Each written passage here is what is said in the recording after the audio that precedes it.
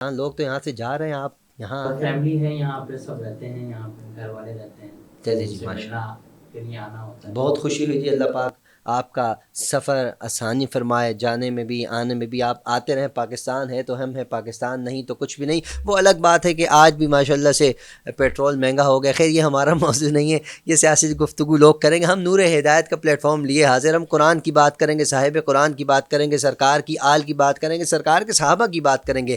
آج کا ہمارا موضوع حضرت امام حسن، سبحان اللہ کیا خوبصورت نام ہے، کیا خوبصورت انداز تھا حضرت امام حسن کی شجاعت کا، حضرت امام حسن کی بہادری کا، حضرت امام حسن کے خطاب کرنے کا۔ حضرت امام حسن جو سرکار کے نواسے ہیں، لخت جگر ہیں بی بی فاطمہ الزہرا سلام اللہ علیہا کے، اور شہزادے ہیں حضرت امام علی کے، حضرت علی المرتضیٰ شیر خدا رضی اللہ تعالیٰ عنہ کے شہزادے ہیں۔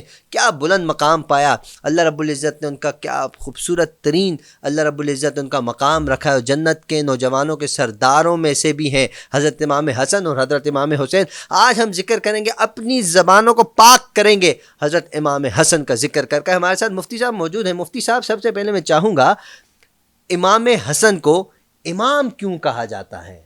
پہلے یہ، پھر انشاءاللہ آگے بڑھتے ہیں۔